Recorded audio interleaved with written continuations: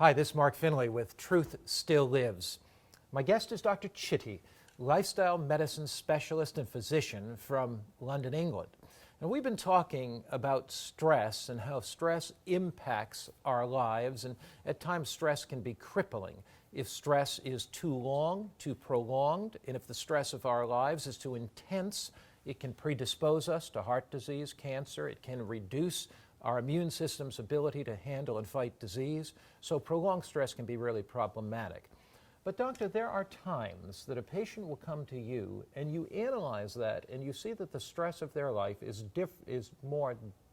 deeper than the physical symptoms they're going through. What kind of mental attitudes create more stress in our lives? There's a few common ones, and very common they are. One is a sense of guilt, a lack of forgiveness, and sometimes they're both related. So some people can't actually forgive themselves, so that just perpetuates the stressful environment in their lives. They cannot get peace because they've done something that they can't forgive themselves for. Also, if people can't forgive others, that just generates stress that you wouldn't believe. And in fact, sometimes people don't even realize that they're even thinking about it. But that lack of forgiveness is actually crippling their health mentally, physically, and emotionally. If my heart is filled with bitterness, anger, resentment toward another, what kind of things happen in the brain anatomically, physiologically, and what kind of chemicals are produced in the body that are deleterious? Yeah, some of the biggest problems when they start in the brain, sometimes when I first qualified as a doctor and you said to somebody, oh, it's just in your mind, people would think you mean, oh, it doesn't exist. Yeah. But actually it does exist. It really starts in the mind. Now, when you feel that stress, that lack of forgiveness, that bitterness, what then happens is that your body, your brain releases a hormone into the bloodstream called ACTH. It causes your adrenal glands and the cortex of your adrenal to release cortisol. Cortisol is a steroid, and everybody knows steroids have lots of side effects. They build up things, they make everything grow. If there's a cancer cell in your body, and we all have at least one or two cancer cells in our body, they will be programmed to grow by all of that cortisol. I want to be sure I got that. So if I'm under stress because I harbor bitterness in my heart or lack of forgiveness, yes. So let's suppose a husband and wife are in big conflict. Yeah. The husband leaves his wife, they go through the process of a divorce, and she is really angry or he's angry. What you're really saying is that as the brain stimulates a certain chemical called this cortisol, yes. that cortisol creates growth because it's like a steroid. Yeah. The cell begins to grow, and if I have a cancer cell that's latent in the body, are you saying that those cancer cells grow as the result of my mental attitude? Absolutely. Unpack that for us. Absolutely. So what the steroid does, it goes into the heart of that cell and programs the nucleus to reproduce that cell. Now, the thing about cancer cells is that they grow quicker than all of the rest of our cells.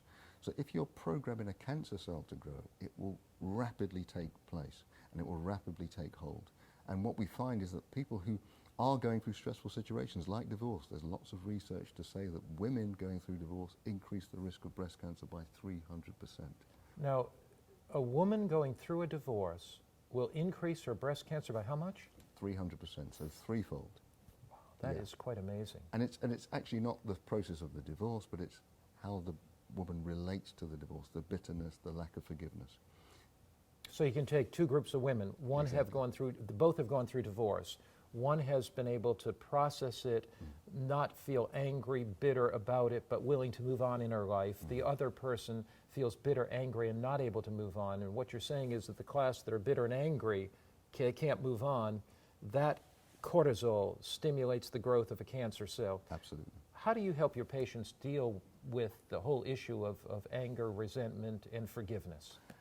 The most important thing is to get them to a place where they can understand that forgiveness is not just about condoning what somebody has done. It's not about that at all.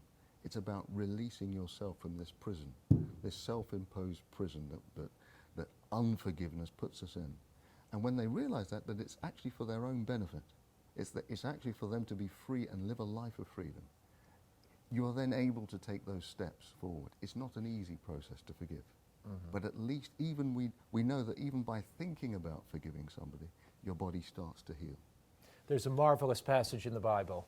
It's found in Ephesians chapter 4, and it talks about forgiveness, and it gives us the basis and the reason for forgiveness. When we forgive, we do not justify the behavior or the actions of another.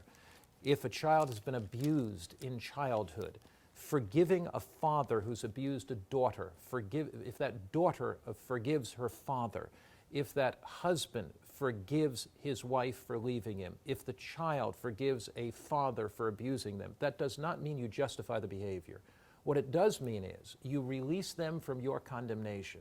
You release them from bitterness and anger in your heart because God has released you from his condemnation. What is forgiveness?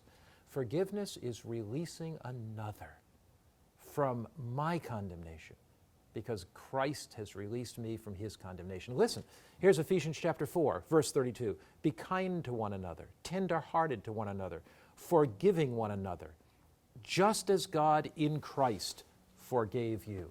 So we forgive as Christ has forgiven us.